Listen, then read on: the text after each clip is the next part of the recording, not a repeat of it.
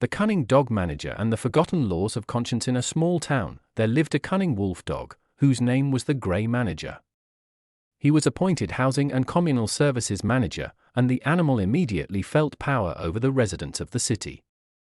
It looked funny, a gray fluffy tail was sweeping papers, grinning and frowning, while the rest of the residents were rushing home with heavy bags. Gray considered himself the smartest being in the world. He always knew where it was more profitable to raise tariffs, how to shift costs to tenants and hide traces of theft. Greed gnawed at him from the inside more than the hunger of any wild wolf. The more money arrived at the cash register, the more insatiable the animal became. But the residents of the town did not like the disorder and injustice at all.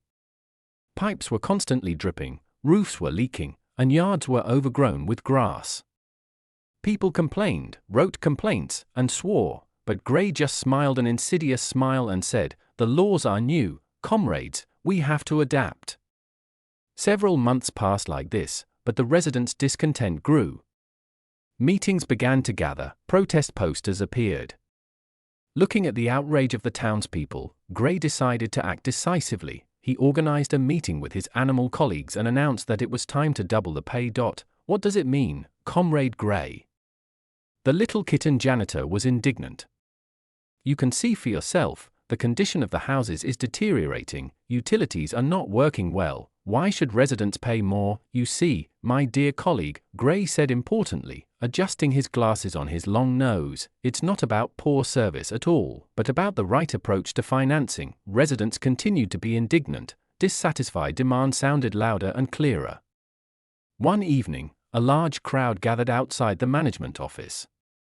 Indignant voices rose above the noise of the streets, and accusations against the greedy manager began to pour in. Suddenly, there was a familiar growl as the elderly engineer bear spoke sternly, "Comrade Gray, tell me honestly, where does the money intended for the repair of roofs and porches go? Why do children, pensioners, and workers who have to repair pipes on their own suffer?" The Gray froze, looking around in fright. Something like shame and fear of exposure stirred inside. Finally, with a heavy sigh, he said, "Yes, it's my fault, comrades. I decided to earn more, forgot about the debt to the townspeople.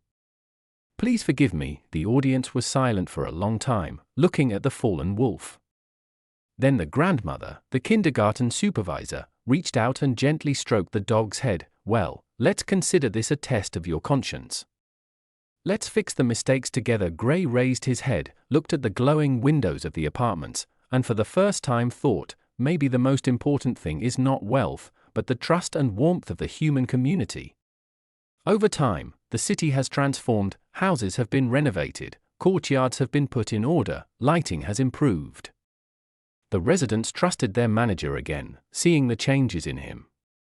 And Gray realized a simple truth: it is better to become a man of honor than a predator. The final moral: the thirst for power and wealth can turn even a good leader into a greedy and selfish monster.